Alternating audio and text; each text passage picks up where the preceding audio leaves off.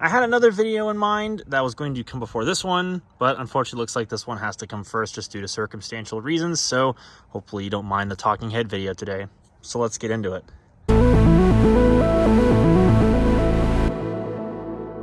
So this was totally not planned at all. Now in front of you, as you can see, I've got a Dell Precision Tower 3420, and I find that Tower is a bit over-exaggerated here. This is the small form factor computer, but I guess whatever Dell decides to want to call it this week is what they decide to call it this week, so it's a Tower apparently.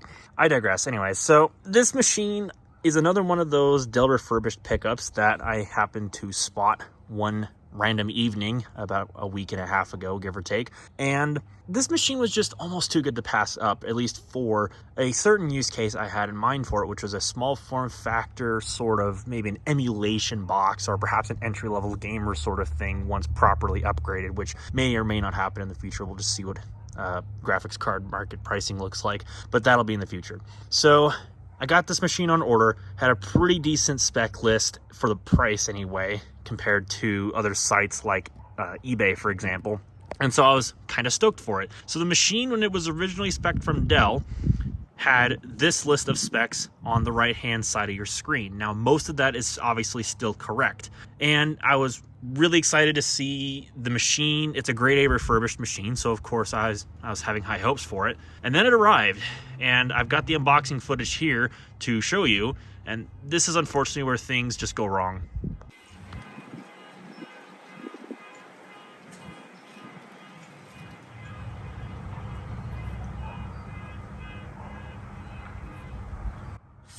And hell, finally they figured out what the car alarm was and turned it off.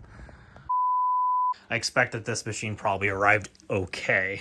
So, this machine in particular is a small form factor workstation, a Dell Precision line machine, which is basically in this case nothing more than probably rebadged Optiplex, but you know, whatever, right? Oh, sweet, did it come with some e-waste peripherals? I think it did. Oh, would you check that out? We got e-waste peripherals. Dude, that's awesome. I love getting e-waste peripherals. So, there it be. It's a little beast inside. Who refurbished it today? FedEx looks like they have refurbished it, so ain't that wonderful. Pretty good sized foam for what is effectively just a dinky little machine. They even pull it out with one hand. Oh, almost. Actually, yeah. Check that out. Yep, FedEx supply chain. Of course. Oh, it's upside down. Well, I'm going to have to fix that. But you can kind of get an idea as to some of the hardware inside. So let's have some fun with it, I guess. I probably can't take all this foam off with one hand, but I will certainly exercise my experience in one-handedness to some extent. It is a little dusty, but that could just be because of the crap in the box that probably kind of got in when it was being transported. This was delivered with ground shipping after all. Yeah, there it is. Dell Precision Tower 3420, although it's not really a tower, it's more of a small form factor, but I digress. Manufacture date of June 15th, 2018. So definitely probably outside of any original warranty by this point, which is probably why it landed on Dell refurbished in the first place. But even still, I mean, it should be a pretty useful machine. In their illustrations, they did note that this had an SD card slot. This one does not appear to have that, although that's not really that big of a loss, at least for my use cases. It does still have USB 3 ports on the front, as well as a powered USB 2 port, and the almighty DVD-ROM optical drive, although I suppose you could probably swap that out with another one. I've got plenty of the damn small form factor machines that I could find a DVD writer, I'm sure. Or if not, I guess I can always order one. That's not really that big of a deal. Interesting. Yeah, this one was not the spec that I had ordered. That's interesting. Okay, so for some clarification, this was supposed to have an NVIDIA Quadro K1200 video card pre-installed. This one, at least from initial glances, does not appear to have one. There's supposed to be 4 mini display ports inside of that bottom expansion slot where my finger is, and obviously that's not in there. So yeah, it looks like somebody at Dell is going to get a lovely phone call from me tomorrow to explain what the hell happened in the process. But luckily, at least have something to check out. At least if nothing more than to help figure out my project, I suppose.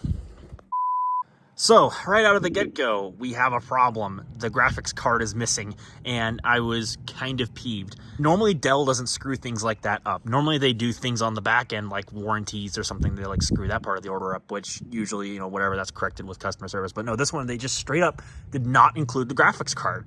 And that just really peeved me. It was on the invoice. I'm pretty sure these systems are pre-configured from the refurbisher, which in this case was, you know, FedEx. I would assume, because it's who it was shipped by. It even has a label on the bottom mentioning FedEx, but whatever, I digress. Doesn't matter too much.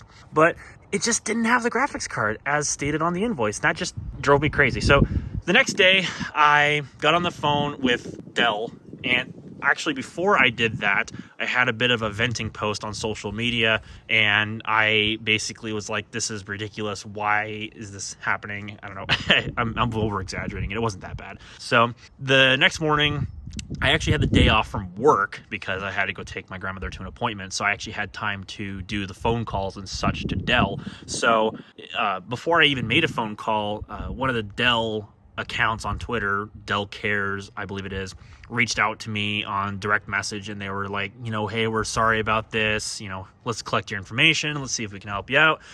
And I don't know if it was automated necessarily. I don't believe it was. It sounded like there were some actual people behind the direct messages, at least from most of the communication.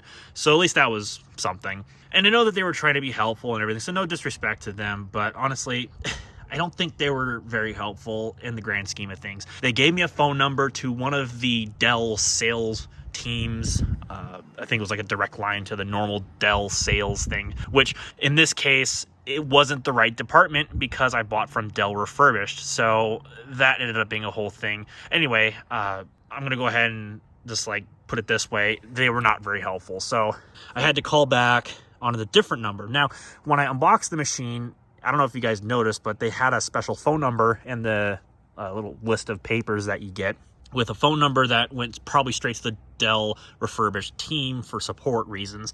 So I called that number. I had to wait on hold for felt like 15 minutes or so, which is not great, but not horrible. I mean, with my work, I've done way worse hold times. So, you know, I'm patient. I deal with that stuff all the time. So I was willing to wait it out. So I did, and I got on the phone with a actually, honest to God, real nice guy on the team. Spoke proper English, which is a rarity these days, honestly, because all the other people on the Dell support team, again, no disrespect here, but I honestly had a hard time understanding a couple of the people on the phone because everybody just seemed to be from out of the United States. And I don't mean that in a way to be racist. I'm just speaking how my experience was. And honestly, like, it just made it really hard to get the information across from, you know, not just myself to the other person, but from that other person to me. And just being transferred so many times pissed me off. I'm done with that. So luckily, this guy was really able to help me out. He got the ball rolling, and he reached out to his factory supply chain or something. And unfortunately, the whole idea was that we were going to try to replace the graphics card only. We weren't going to send the system back just for a damn graphics card. That just seems silly. I told him it's just like, if you can supply the graphics card, great. I can install it. I'm more technically inclined. That would have been fine. But long story short, you know, after a day of waiting, that ended up not being the case. They didn't have any in stock, so they just decided, hey, we're going to reimburse you.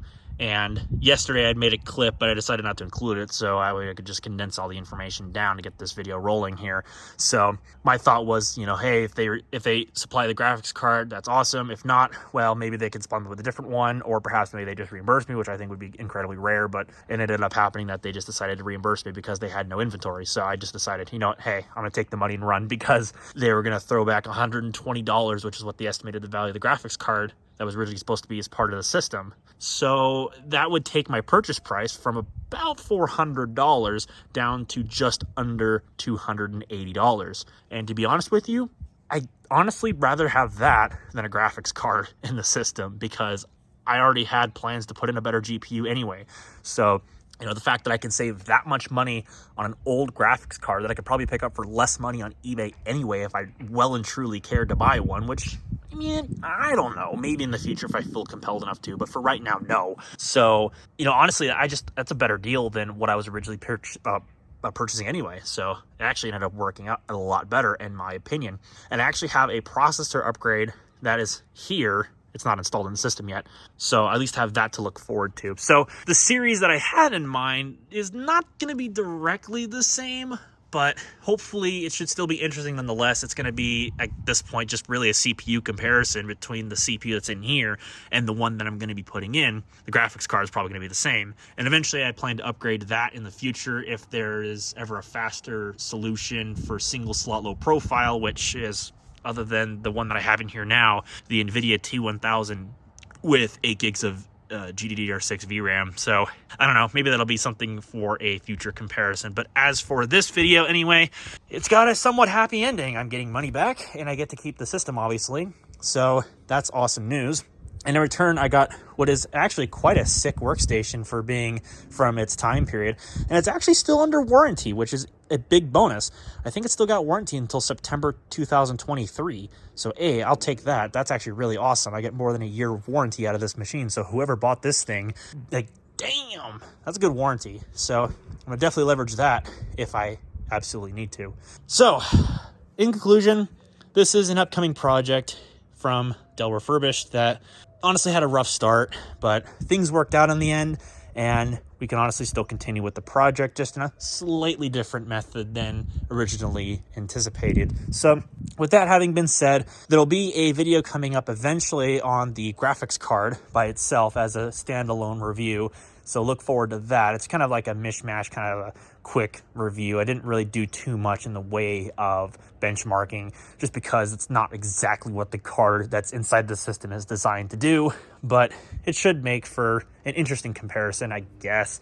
I don't know. It's a quick video, something along the lines of a length of a random gaming in HD video. So it's nothing really spectacular, but it's something to watch while I'm trying to get stuff figured out on the back end, because I got way too much going on at the moment, so I just don't have the time to make videos, much less this one. So it is what it is. Anyways, I'm going to get out of here, so if you like what you saw, well, then you know what to press. If you didn't like it so much, well, then you also know what to press. Obviously, you know the drill of getting subscribed down below, clicking the bell so you don't miss when I upload new videos, which is whenever they release, honestly. And with that having been said, appreciate you all coming to watch. Hopefully, I'll see you all again soon.